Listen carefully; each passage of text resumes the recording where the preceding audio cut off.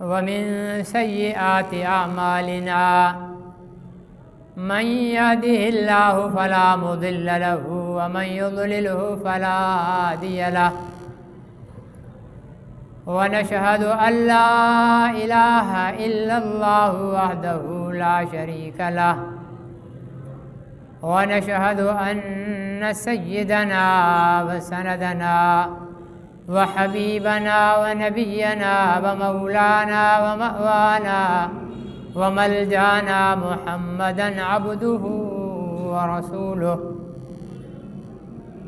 أرسله بالحق بشيرًا ونذيرًا وداعيًا إلى الله بإذنه وسراجًا منيرًا صلى الله عليه وعلى آله وأصحابه وأزواجه وأهل بيته وبارك وسلم تسليما كثيرا كثيرا أما بعد فأعوذ بالله من الشيطان الرجيم بسم الله الرحمن الرحيم إلا تنصروه فقد نصره الله إذ أخرجه الذين كفروا ثاني اثنين إذ هما في الغار إذ يقول لصاحبه لا تحزن إن الله معنا صدق الله العظيم وبلغنا رسوله النبي الكريم ونحن على ذلك لمن الشاهدين والشاكرين والحمد لله رب العالمين محترم بزرگوں اور بھائیوں،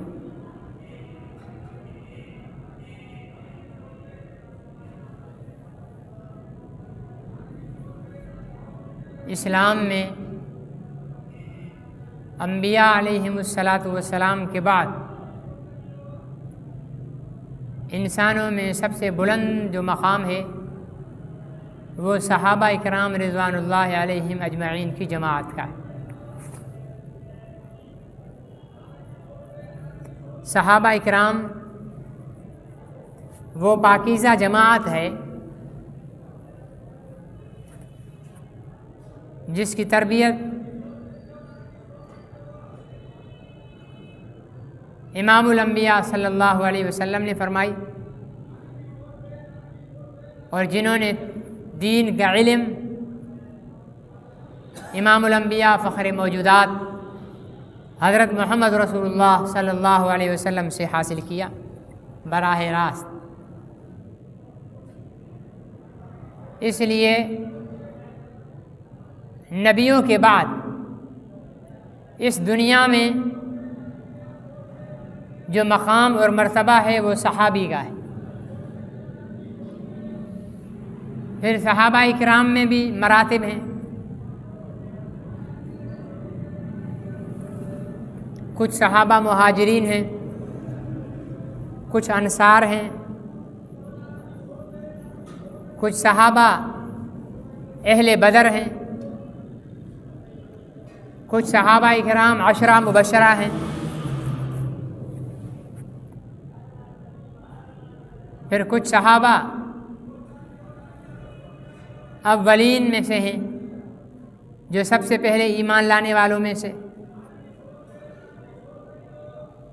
پھر ان صحابہ میں 4 خلفاء سیدنا ابو بکر صدیق رضی اللہ تعالی عنہ، سیدنا عمر فاروق رضی اللہ تعالی عنہ، سیدنا عثمان غنی رضی اللہ تعالی عنہ اور سیدنا علی المرتضی رضی اللہ تعالی عنہ۔ ان 4 خلفاء کا باقی تمام صحابہ سے بلند مقام ہے۔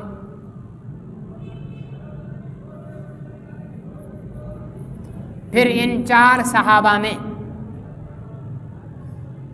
حضرت ابو بکر صدیق رضی اللہ تعالی عنہ جو خلیفہ بلا فصل اور خلیفہ اول ہیں رسول پاک صلی اللہ علیہ وسلم کے، تمام صحابہ میں، پھر تمام انسانوں میں حضرت سیدنا صدیق اکبر رضی اللہ تعالیٰ عنہ کا رتبہ بلند اور برتر ہے۔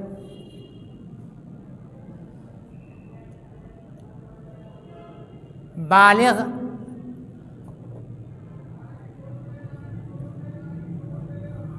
مردوں میں سے سب سے پہلے سیدنا صدیق اکبر رضی اللہ تعالیٰ عنہ کلمہ پڑھنے والے صحابہ میں شامل ہیں۔ خواتین میں ام المومنین سیدتنا حضرت خدیجۃ الکبریٰ رضی اللہ تعالی عنہ پہلا کلمہ پڑھنے والی خاتون ہیں۔ غلاموں میں حضرت سیدنا زید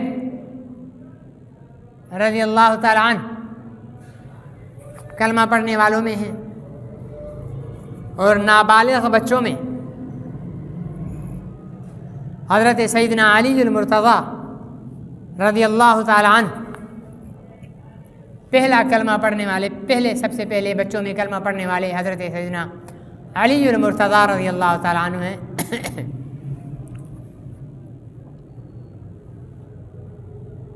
حضرت صدیق اکبر رضی اللہ تعالی عنہ کو کئی وجوہات کی وجہ سے تمام صحابہ کرام میں فضیلت حاصل تھی۔ سب سے پہلے ایمان لانا آپ کی فضیلت کا ذریعہ ہے۔ حضور علیہ الصلاۃ والسلام کی بغیر کسی دلیل کچھ سوال کیے بنا آپ پر ایمان لانا اور آپ کی تصدیق کرنا، یہ حضرت سیدنا صدیق اکبر رضی اللہ تعالیٰ عنہ کا خاصہ تھا۔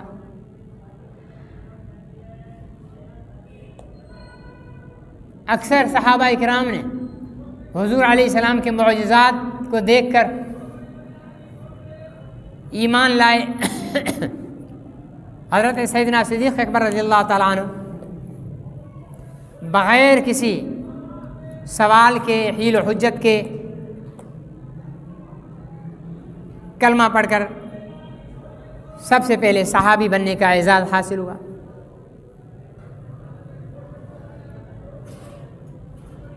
پھر اللہ تعالیٰ نے اتنا بلند مقام عطا فرمایا کہ صحابیت کی سرداری، اصحاب محمد کی علی صاحب الصلاۃ والسلام کی سرداری، امارت حضرت سیدنا صدیق اکبر رضی اللہ تعالیٰ عنہ کو عطا فرمائی۔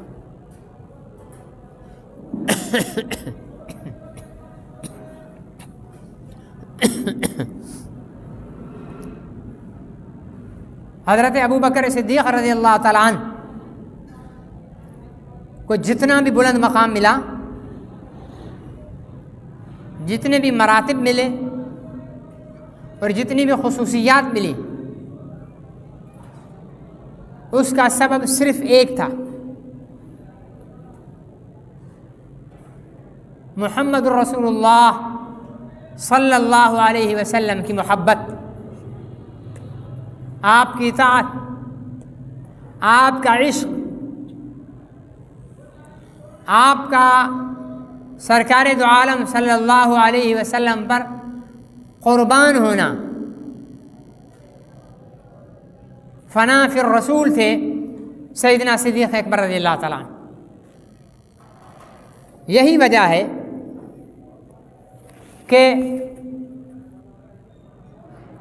اللہ تعالیٰ نے اس عشق اور محبت کی وجہ سے نہ صرف آپ کو بلکہ آپ کے خاندان کو اور آپ کی صاحبزادی سیدہ ام المومنین عائشہ صدیقہ رضی اللہ تعالیٰ عنہ کو بھی بہت بلند مقام عطا فرمایا۔ ویسے تو حضرت ابوبکر صدیق رضی اللہ تعالیٰ عنہ قریش کے قبیلہ بنو تمیم سے تعلق رکھتے تھے۔ 7ویں پشت میں جا کر حضور علیہ السلام اور سیدنا صدیق اکبر کا حسب جا کر مل جاتا تھا۔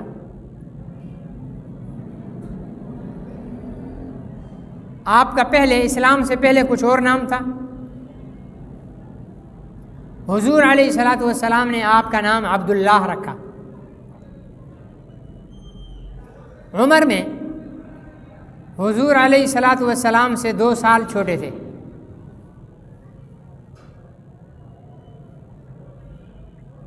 اور آپ کی خصوصیت یہ کہ حضور علیہ الصلاۃ والسلام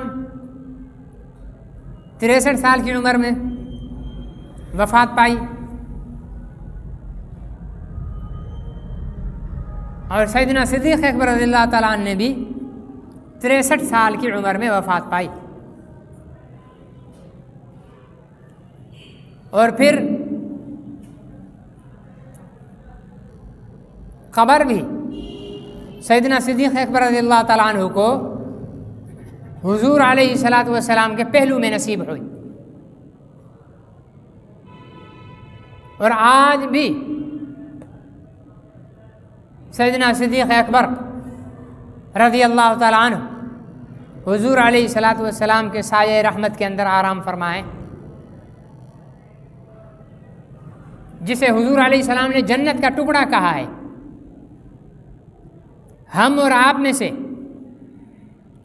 کسی کے جنتی ہونے کا یقینی نہیں ہے۔ کوئی گناہ بھگت کر ایمان کی بدولت پھر جنت میں جائے گا، کون پہلے جنت میں جائے گا؟ لیکن سیدنا صدیق اکبر اور سیدنا فاروق اعظم کا جنتی ہونا یقینی ہے، کہ جس زمین میں دفن ہیں وہ جنت کے باغوں میں سے ایک باغ ہے، روضۃ من ریاض الجنہ۔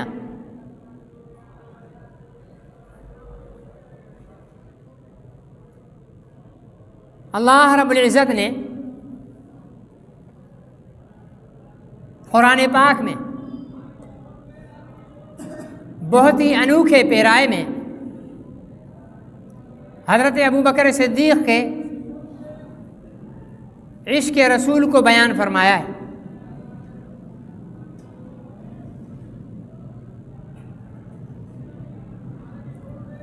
فرمایا کہ الا تنصروه فقد نصره الله اذ اخرجه الذين كفروا ثاني اثنين اذ هما في الغار۔ ایک رتبہ تو اللہ نے یہ عطا فرمایا کہ حضرت ابوبکر کو حضور علیہ السلام کا ثانی کہا، یعنی ہجرت کے سفر میں 2 تھے، ایک محمد رسول اللہ صلی اللہ علیہ وسلم اور دوسرے ابوبکر صدیق رضی اللہ تعالیٰ عنہ۔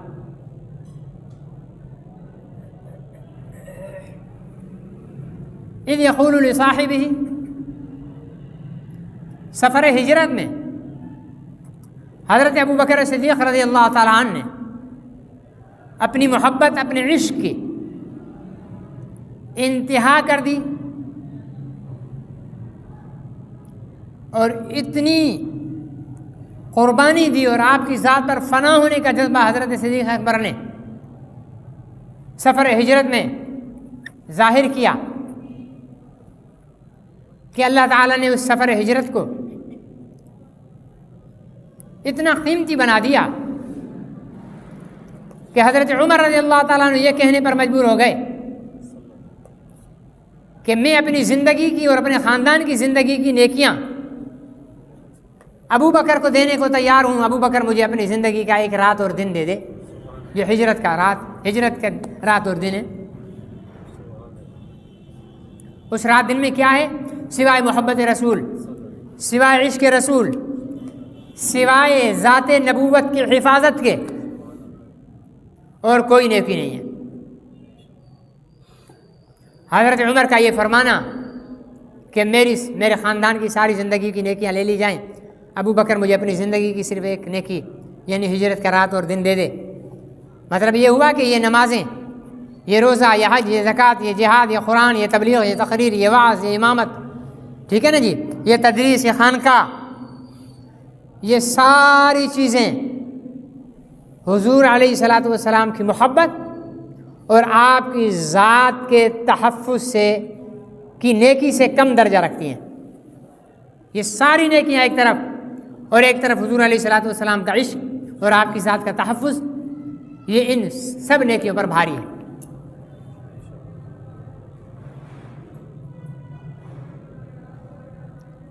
غار کے دہانے تک جبل ثور پر اپنے کندھوں پر بٹھا کر لے جانا، پھر غار کے دہانے پر حضور علیہ السلام کو بٹھا کر خود اندر چلے جانا، غار کی صفائی کرنا، پھر اندر حضور علیہ السلام کو بلا کر اپنی گود میں سلانا اور خود چوکیدار بن جانا، پھر شام کے ڈنک برداشت کرنا، حضور علیہ السلام کی ذات کے لیے پریشان ہونا۔ فرمایا اذ یقول لصاحبہ لا تحزن، حضرت ابو بکر صدیق کو ایک ڈر تھا، کیا؟ کہ حضور علیہ السلام کو نقصان نہ پہنچے، اور یہ میں اپنی طرف سے نہیں کہہ رہا، قرآن نے کہا ہے اذ یقول لصاحبہ لا تحزن۔ عربی میں ڈر کو بیان کرنے کے لیے دو لفظ استعمال ہوتے ہیں۔ ہمارے اردو میں کہتے ہیں نا بھائی وہ ڈر گیا، وہ ڈر رہا ہے۔ عربی میں اس کے لیے دو استعمال ہوتے ہیں لفظ۔ ڈر پھر دو قسم کا ہوتا ہے، ایک ڈر اپنی ذات کے لیے ہوتا ہے، ٹھیک ہے نا، یہ باپ بھی گاڑی میں ہے، بیٹا بھی گاڑی میں ہے، ڈاکوؤں نے گاڑی روک لی، اور بیٹا ڈر رہا ہے کس سے؟ کہ میرے باپ کو مارے نہ، اور باپ ڈر رہا ہے کہ میرے بیٹے کو نہ ماریں۔ اب یہ دونوں اپنے لیے کوئی نہیں ڈر رہا، باپ بیٹے کے لیے ڈر رہا ہے کہ بیٹے کو نقصان نہ ہو، اور بیٹا باپ کے لیے ڈر رہا ہے کہ باپ کو نقصان نہ ہو۔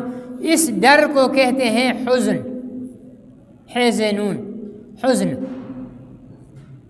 اور دوسرا مالک ہے، گاڑی میں، ڈرائیور بھی گاڑی میں، ڈاکوؤں نے روک لیا، اور ڈرائیور اپنے لیے ڈر رہا ہے، مالک کو مارے تو مارے، مجھے تو نہ مارے، میرے تو بچے ہیں، غریب ہیں، مسکین ہوں، میرے بچے کہاں جائیں گے، اپنے لیے ڈر رہا ہے، مالک کے لیے نہیں ڈر رہا، اپنے لیے ڈر رہا ہے۔ اور مالک وہ بھی اپنے لیے ڈر رہا ہے کہ ڈاکٹر اپنا ڈرائیور کو مار دیں تو مار دیں، مجھے نہ ماریں، تو یہ دونوں اپنے لیے ڈر رہے ہیں۔ اس ڈر کو کہتے ہیں خوف، خوف کہتے ہیں اس کو، خے واؤ فے، خوف، ٹھیک ہے، سمجھ گئے؟ خوف اپنی ذات کے نقصان کا ڈر، حزن غیر کی ذات کے نقصان کا ڈر۔ اللہ رب العزت نے قرآن پاک میں حضور علیہ السلام کا جملہ، حضرت ابو بکر صدیق ڈر رہے تھے نا، یا رسول اللہ دشمن آ جائیں گے، یا جیسے غار ثور میں جب حضور علیہ السلام اندر چلے گئے تو آپ کی حفاظت، اللہ کی حفاظت کا طریقہ الگ ہے۔ ہم میں سے کسی مولوی کو قتل کا ڈر ہو، انتظامیہ کو درخواست دیں گے، 4 پولیس گارڈ بٹھا دیں گے، کوئی بہت بڑا عالم ہوگا اس کے لیے 8 بٹھا دیں گی، کوئی اور بڑا ہوگا اس کے لیے 2 پولیس موبائل لگا دے گی،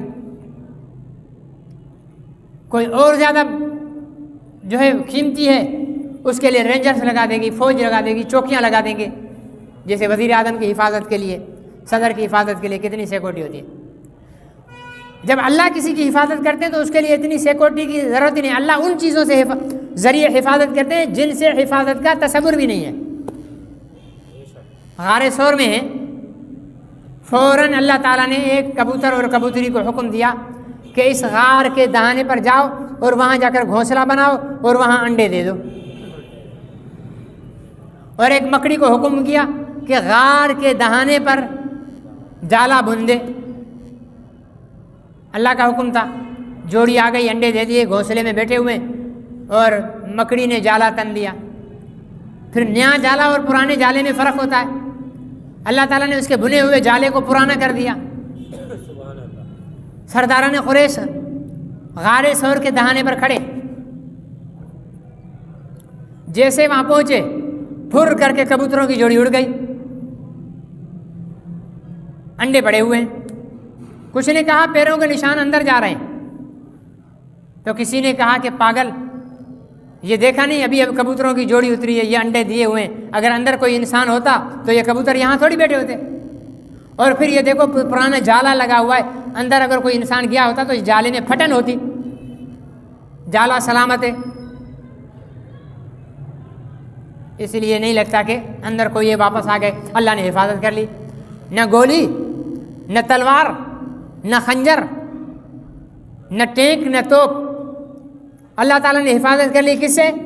ایک کمزور سے مکڑی کے جالے سے, اور کبوتروں کی جوڑی سے, اور اس کے گھونسلے سے. اللہ تعالیٰ. لیکن جب یہ باہر سے اندر سے دکھ رہا تھا نا, سارا جالے کے پرلی طرف نظر آتا ہے نا, دکھ رہا تھا. حضرت ابوبکر عرض کرنے لگے, یا رسول اللہ آج تو پکڑے گئے, آج تو پکڑے گئے. تو حضرت حضور علیہ السلام نے فرمایا لا تحزن. قرآن کہتا ہے اذ یقول لصاحبہ, جب پیغمبر نے اپنے ساتھی سے کہا. کوئی اس کو ساتھی حضور علیہ السلام کا ابو بکر کو مانے یا نہ مانے, جو ابو بکر کو نبی پاک کا وفادار غلام نہیں مانتا وہ کافر ہے. ٹھیک ہے نا جی, اس کے مسلمان ہونے کی کوئی بھی وجہ باقی نہیں رہتی ہے. مشکل وقت میں, قربانی کے وقت میں وفادار ہوتا ہے, غدار نہیں ہوتا, چمچا نہیں ہوتا ہے, سچا عاشق ساتھ ہوتا ہے. چمچے مشکل وقت میں بھاگ جاتے ہیں. حضرت صدیق اکبر رضی اللہ تعالیٰ عنہ کہ اس مشکل وقت میں جب حضور علیہ السلام کے سر کی قیمت لگ چکی ہے کہ جو محمد صلی اللہ علیہ وسلم کو زندہ یا مردہ گرفتار کرے گا اس کو اتنے اونٹ دیں گے, اتنا سونا دیں گے, اتنا یہ مال دیں گے, سر کی قیمت لگی ہے. اس وقت میں اس کے ساتھ رہنا, ٹھیک ہے نا, اس کا نام لینا, صرف رہنا نہیں بلکہ اس کی حفاظت کرنا. تو حضور علیہ السلام نے فرمایا کہ یقول لصاحبہ, جب محمد رسول اللہ صلی اللہ علیہ وسلم نے اپنے ساتھی سے کہا لا تحزن, لا تحزن, آپ خوف زدہ نہ ہوں, غم نہ کریں.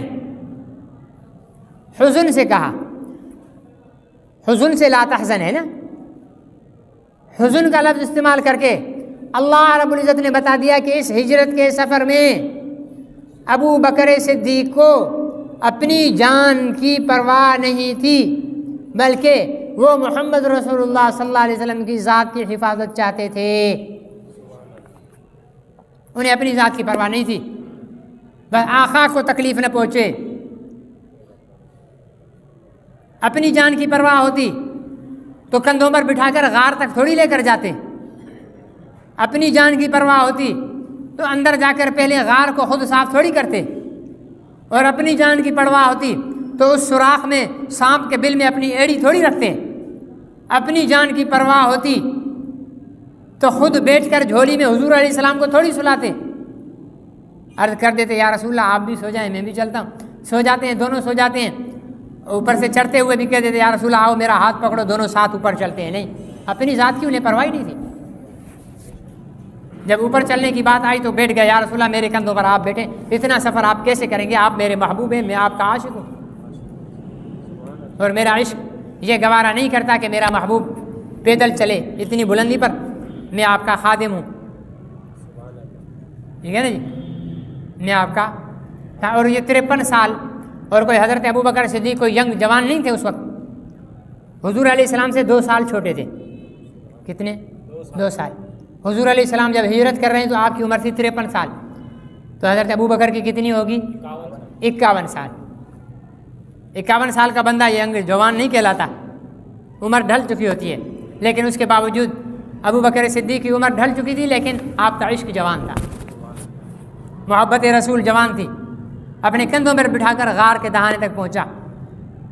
پھر آگے کہا کہ یا رسول اللہ آپ اندر نہیں جائیں گے، پہلے میں جاؤں گا، اس لیے کہ میرا عشق یہ گوارا نہیں کرتا ہے کہ آپ اندر جائیں، ہو سکتا ہے کوئی نقصان آپ کو پہنچے، اس لیے ابو بکر پہلے جائے گا، اگر کوئی نقصان پہنچنا ہوگا تو ابو بکر کو پہنچے، آپ محفوظ رہیں۔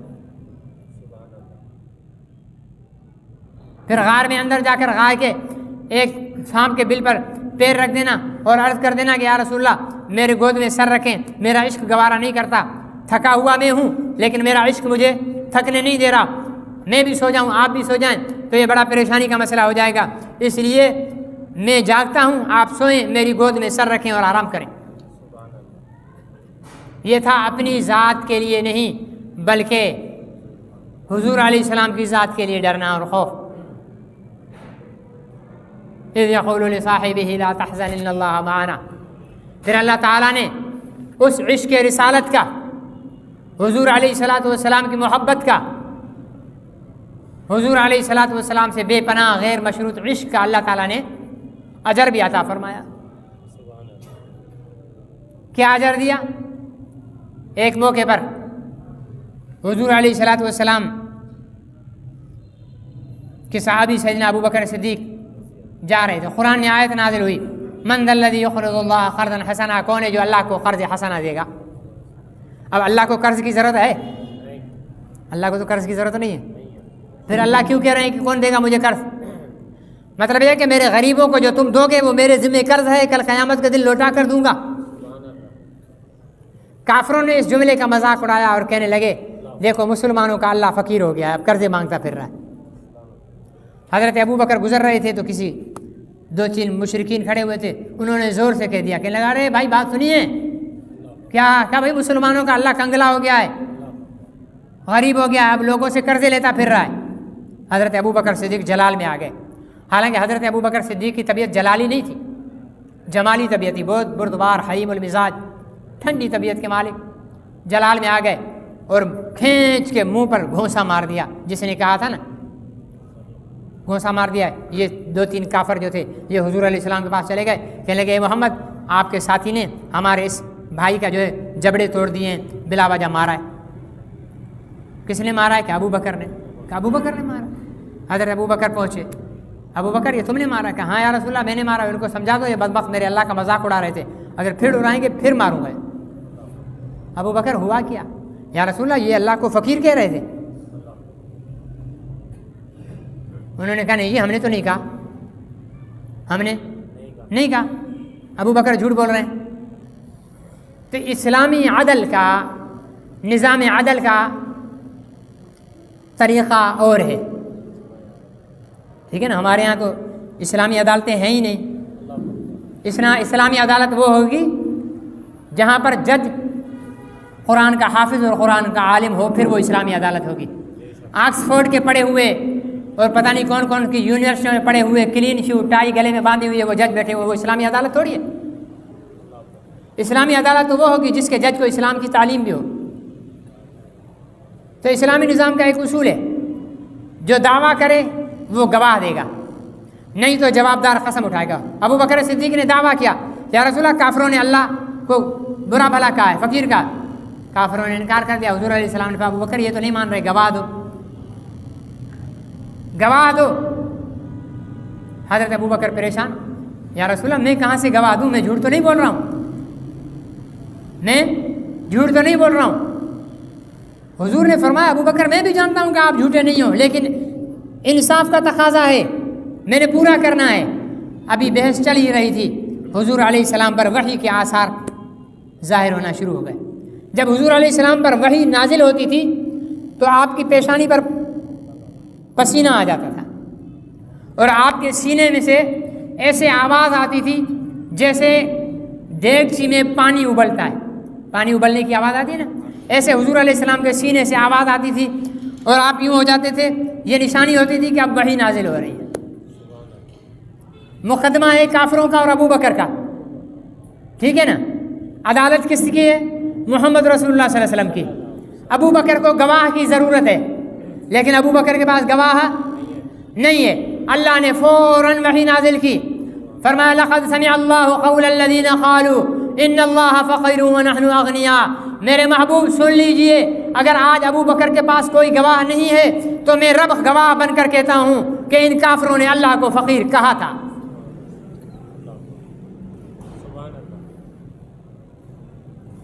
تو ابو بکر کا یہ رتبہ ہے کہ جب ابو بکر کی ذات کو گواہ کی ضرورت پڑی تو اللہ فرشتہ بھی بھیج سکتے تھے، لیکن اللہ نے خود اپنے آپ کو پیش کر کے ابو بکر کی گواہی دی کہ میں اللہ نے سنا ہے جو ابو بکر کہہ رہا ہے وہ سچ ہے۔ ہمارے ہاں تو ماشاءاللہ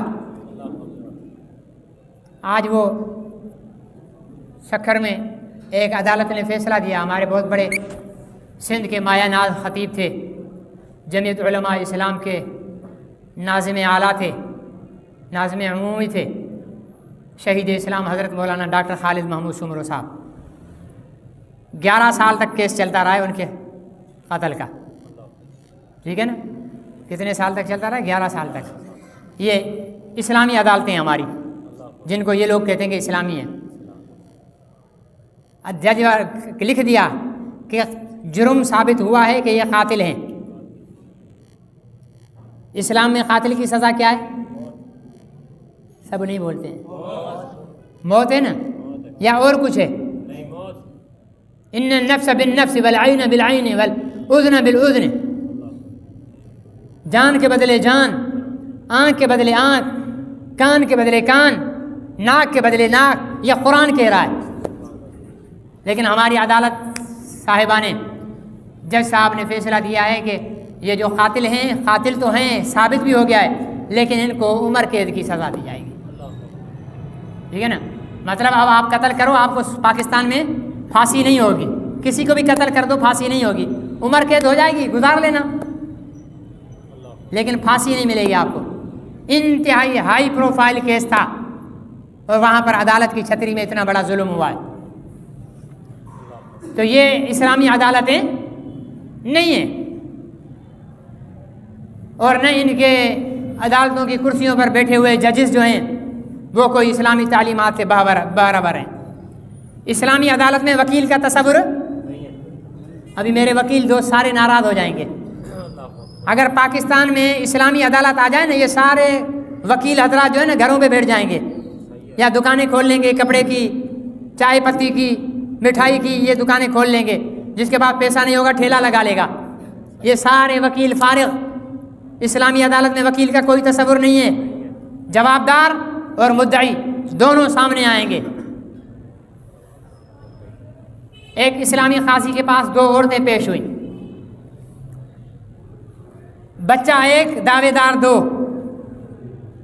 یہ بھی کہہ رہی ہے یہ میرا بچہ ہے، دوسری بھی کہہ رہی ہے یہ میرا بچہ ہے۔ اب فیصلہ کیسے ہو؟ چلو قاضی کے پاس چلتے ہیں۔ قاضی کے پاس گئے، کیا کیسے؟ حضور یہ میرا بچہ ہے، نہیں حضور یہ میرا بچہ ہے۔ اب قاضی بھی پریشان، لیکن جو واقعتاً انصاف کی کرسی پر انصاف کرنے کے لیے بیٹھتے ہیں نا، اللہ ان کی مدد کرتے ہیں، اللہ ان کی مدد کرتے ہیں۔ قاضی صاحب نے کہا کیا فیصلہ کیا جائے؟ وہ جو کھڑا ہوتا ہے سنتری، اسے کہا بھائی تلوار لے کے آؤ، ابھی اس بچے کے 2 ٹکڑے کرتا ہوں، ایک ٹکڑا اس بہن کو دے دیتا ہوں، ایک ٹکڑا اس بہن کو دے دیتا ہوں، بس فیصلہ۔ اب جو سگی ماں تھی نا وہ کہنے لگی نہیں نہیں نہیں یہ میرا بچہ نہیں ہے، اس کو دے دو، اس کو دے دو۔ تو ظاہر ہے سگی ماں تو بچے کے ٹکڑے کروانا قبول نہیں کرے گی، وہ فوراً چلائی، بولا نہیں نہیں میرا دعویٰ ہی نہیں، یہ اس کا بچہ، اس کو دے دو۔ قاضی صاحب سمجھ گئے کہ یہ بچہ اس کا ہے ہی نہیں، یہ اس کا بچہ ہے، جو بچے کے ٹکڑے ہونے پر چلائی ہے یہ اس کا بچہ ہے، فیصلہ کر دیا کہ اسی کو دے دیا جائے۔ تو اسلامی عدالتیں ایسے ہوا کرتی تھی، ٹھیک ہے نا جی۔ اللہ تعالیٰ ہمیں بھی نصیب فرمائے، ہم ہی غیر اسلامی ہو گئے، ہماری شادیاں غیر اسلامی، ہمارا کاروبار غیر اسلامی، ہمارے لباس غیر اسلامی، ہماری شکلیں غیر اسلامی، ٹھیک ہے نا جی۔ ہماری دکانیں، زمیندارہ، سیاست، سارا کچھ تو اوپر سے نیچے تک غیر اسلامی ہے، تو پھر اس غیر اسلامی ماحول میں اسلامی عدالتیں کہاں سے قائم ہوں گی؟ پہلے ہم خود اسلامی بنے نا پہلے۔ اور آج مجھ سے ایک مسئلہ پوچھ رہا تھا، کہنے لگا جی مولوی صاحب گندم آئی نہیں ہے، لیکن وہ ایک شخص کہہ رہا مجھے 1500 روپے دے دو فی من کے حساب سے جب گندم آئے گی میں دے دوں گا. میں نے بولا یہ سودا ہوتا ہی نہیں, یہ حرام ہے. لیکن ہمارے معاشرے میں چل رہا ہے نا یہ, تو غیر اسلامی ہے. داڑھی منڈانا غیر اسلامی ہے, شراب پینا غیر اسلامی ہے, چرس بھنگ افیون پینا غیر اسلامی ہے, بے پردہ ہو کر بازاروں میں جانا غیر اسلامی ہے, دوسروں کی بچیوں کو تاڑنا کالج کے دروازوں پر جا کر یہ بھی غیر اسلامی ہے. ٹھیک ہے نا جی, مخلوط تعلیم غیر اسلامی ہے. تو پاکستان میں اسلامی ہے کیا؟ جو رہ دے کر ہماری نمازیں ہیں وہ بھی 100% اسلامی نہیں ہیں. ایک ادھر صف میں کھڑا ہوا ہے, ایک ادھر صف میں کھڑا ہوا ہے, دو بیچ میں کھڑے ہوئے ہیں, دو جو درمیان میں جگہ خالی ہے وہاں کھڑے ہوئے ہیں. یہ ہماری نمازوں کا حال ہے. یہ ہماری صفوں کا حال. سائڈوں میں کھڑے کیوں ہوتے ہیں پتہ ہے؟ تاکہ مولوی صاحب سلام پھیرے تو بھاگوں, جلدی سے باہر نکلوں. تو ایسے نمازیوں پر اسلامی نظام نافذ ہوگا, ایسے نمازیوں پر اسلامی عدالتیں قائم ہوں گی. پہلے ہم اپنی شکلیں تو اسلامی نظام جیسی کر لیں. تو میرے عزیز دوستوں اور محترم بزرگوں, حضرت صدیق اکبر کو اللہ تعالیٰ نے یہ مقام عطا فرمایا کہ جب ان کے لیے گواہی کی ضرورت پڑی تو کس نے گواہی دی؟ اللہ نے گواہی دی. یہ سب کیوں ہوا؟ یہ حضرت ابو بکر صدیق رضی اللہ تعالیٰ عنہ کا عشق محمد کی وجہ سے ہوا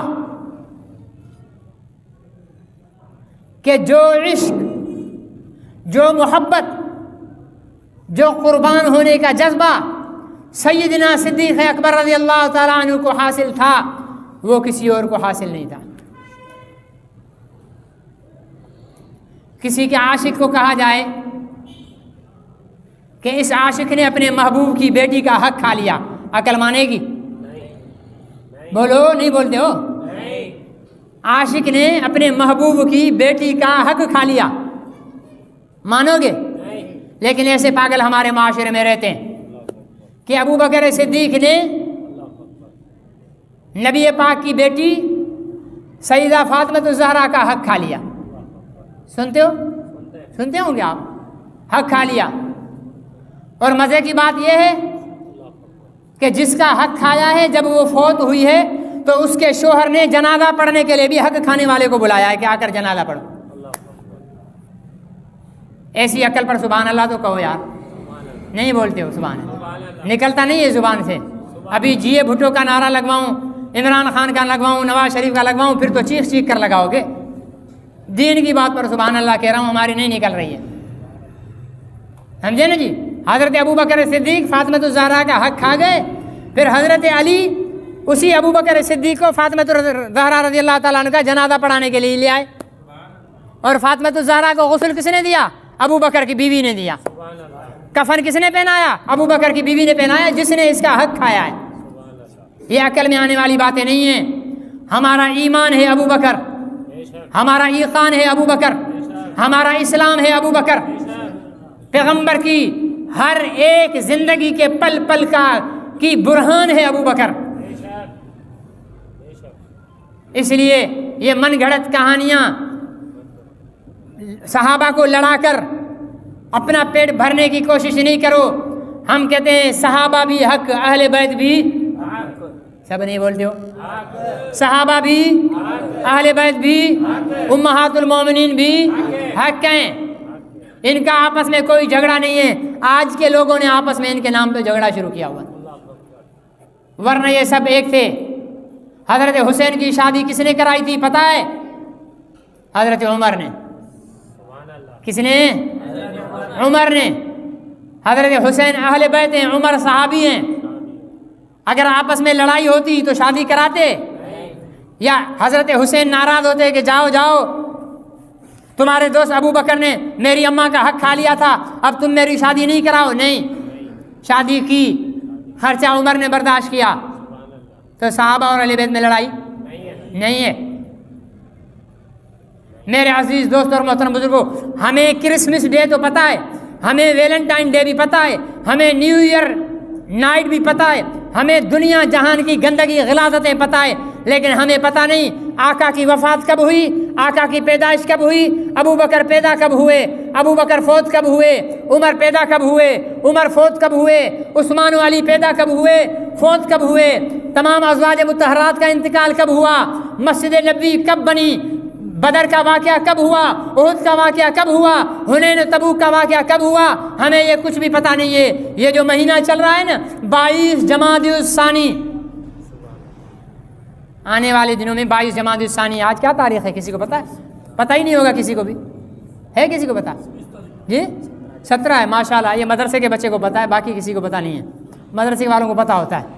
17 ہے، 18 19 20 21 22، 5 دن کے بعد 22 تاریخ آ رہی ہے۔ ہم کسی کا دن منانے کے قائل نہیں ہیں، ہم کسی کا دن منانے کے قائل نہیں ہیں، لیکن اگر یہاں دن حضرت حسین کا منایا جاتا ہے مجھے اعتراض نہیں، یہاں دن حضرت فاطمہ الزہرا کا منایا جاتا ہے مجھے اعتراض نہیں، یہاں دن حضرت علی المرتضیٰ کا منایا جاتا ہے مجھے اعتراض نہیں، تو پھر صدیق اکبر کے دن منانے پر بھی کسی کو اعتراض نہیں ہونا چاہیے، کسی کو شکایت نہیں ہونی چاہیے۔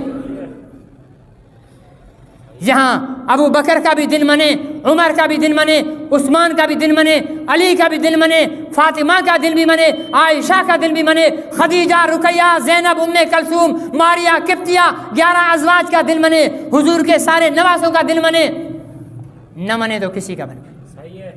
ٹھیک ہے نا بھائی؟